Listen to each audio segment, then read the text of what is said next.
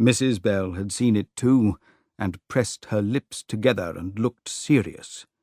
If he had not paused, and if he had not gone red in the face, she might have thought it quite unimportant. Aaron saw immediately that his little gift would not be accepted easily, but he picked it out of his other papers and brought it to Susan.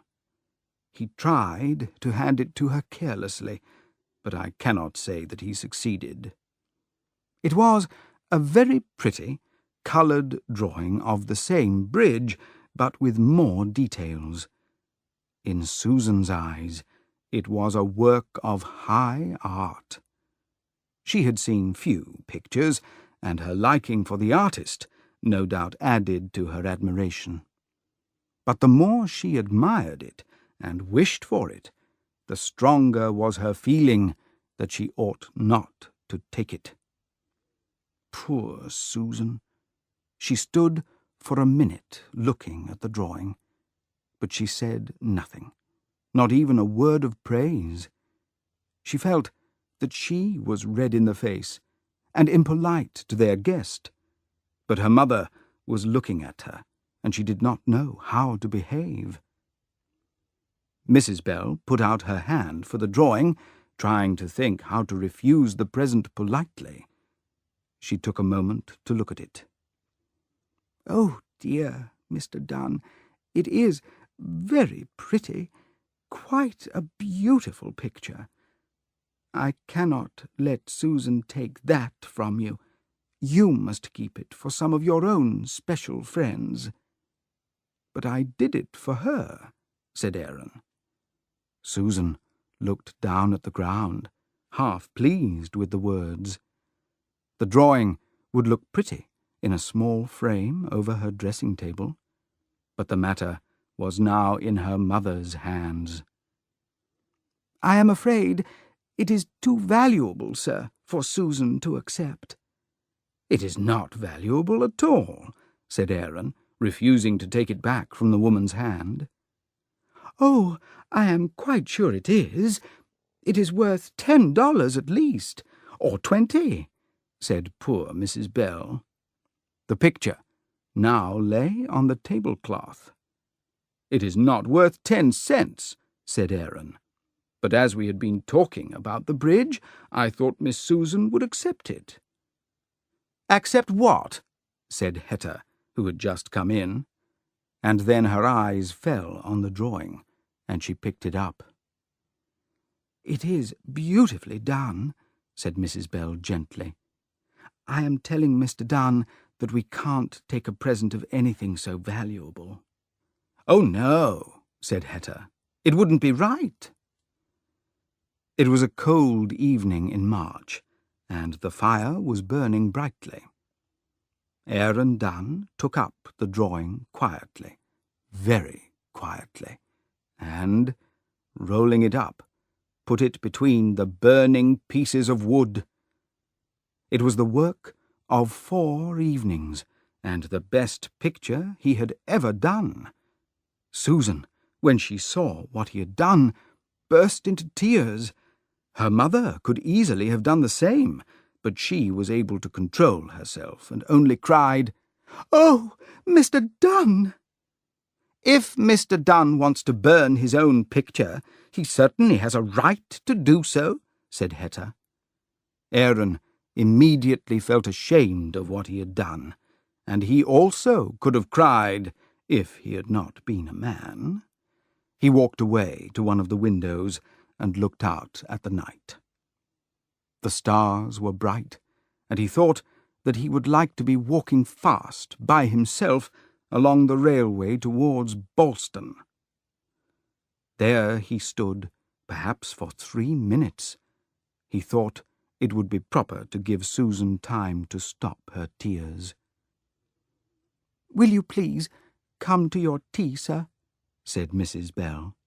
He turned round to do so, and found that Susan was gone. She could not stop her tears in 3 minutes, and the drawing had been so beautiful. It had been done especially for her, too. and there had been something, she did not know what, in his eyes as he had said so. She had watched him closely during those 4 evenings' work. It was something very particular, she was sure, and she had learned that all the careful work had been for her. Now all that work was destroyed. How was it possible that she should not cry for more than 3 minutes?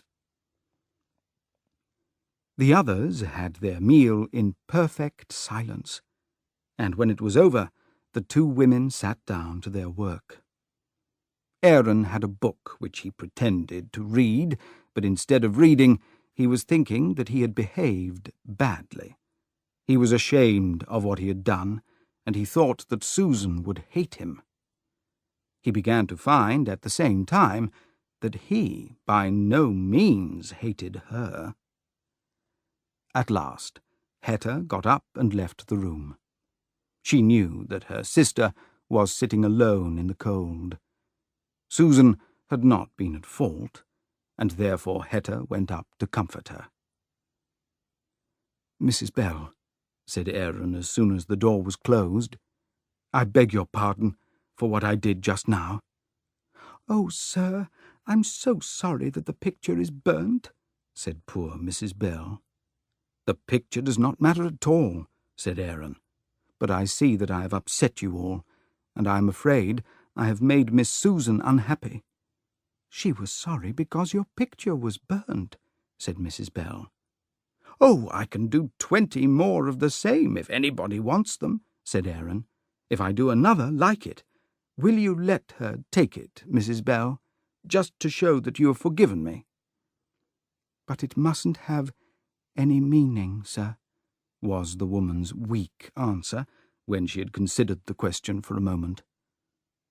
"No, no, of course not," said Aaron joyfully, and his face became happy. "And I do beg your pardon for burning it, and the young lady's pardon too." And then he rapidly got out his pencils and set himself to work on another bridge. The woman, thinking of many things in her heart, began sewing a handkerchief. In about an hour, the 2 girls came back to the room and took their usual places silently. Aaron hardly looked up, but went on with his drawing. This bridge would be a better bridge than the other. He knew that it would be accepted. Of course it must mean nothing, so he said nothing to anybody. When they went off to bed, the 2 girls went into their mother's room. "Oh, Mother, I hope he is not very angry," said Susan. "Angry?" said Hetta. "If anybody ought to be angry, it should be Mother. He ought to have known that Susan could not accept it. He should never have offered it." "But he's doing another," said Mrs. Bell. "Not for her," said Hetta. "Yes, he is," said Mrs. Bell, "and I have promised that she will take it." As she heard this, Susan's eyes filled with tears. The meaning was almost more than she could bear. "Oh, Mother," said Hetta. "But I particularly said that it must mean nothing." "Oh, Mother, that makes it worse." Susan wondered why Hetta wanted to get involved in this way. Had Susan said anything when Mr. Beckard gave Hetta something? Had she not smiled and looked pleased and kissed her sister and declared that Phineas Beckard was a nice, dear man? Why was Hetta being so cruel? "I don't understand that, my dear," said the mother. Hetta refused to explain before her sister, and they all went to bed.